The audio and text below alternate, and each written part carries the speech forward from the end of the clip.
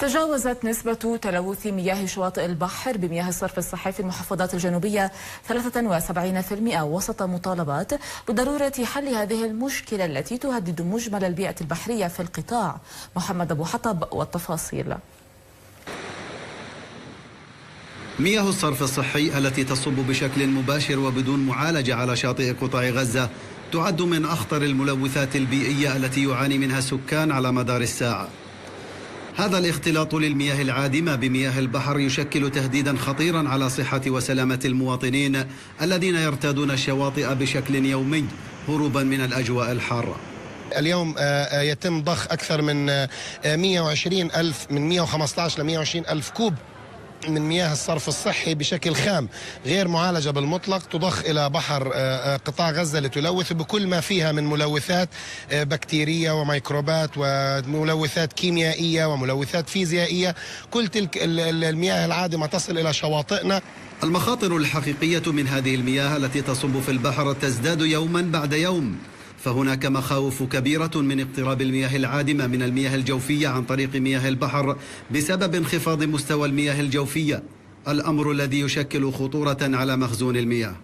للأسف هذه المياه العادمة اليوم يخشى أن تؤثر على خزاننا الجوفي. هناك ما يسمى بالسي ووتر انتروجن، دخول مياه البحر التي وصلت إلى شارع اليرموك تقريبا في مدينة غزة، تتحرك على طول القطاع بشكل أفقي وتدخل خزاننا الجوفي، وصلت إلى 3 أو 4 كيلومتر نتيجة السحب الجائر أو الضغط والضخ الجائر من خزاننا الجوفي. انخفاض مستوى المياه الجوفية في الخزان الجوفي أدى إلى دخول مياه البحر بشكل مباشر. مصلحة مياه بلديات الساحل أكدت أن الأزمة ناتجة عن الانقطاع المتواصل للتيار الكهربائي الذي يعطل عمل الأحواض المعالجة لهذه المياه، والذي قد يسبب كوارث بيئية كبيرة يصعب السيطرة عليها.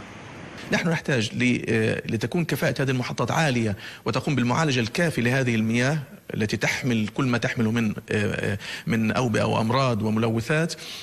تحتاج إلى على الأقل من 10 ل 16 ساعة يوميا تيار كهربائي، سواء كان كهرباء أو البديل المولد. وأعتقد أنه يعني منذ إغلاق محطة الكهرباء منذ فترة وتدني كمية الكهرباء الآتية من الجانب الإسرائيلي والانقطاع المستمر للتيار الكهربائي مصر، أقصى ما وصلت إليه الكهرباء في غزة منذ شهور 4 ساعات.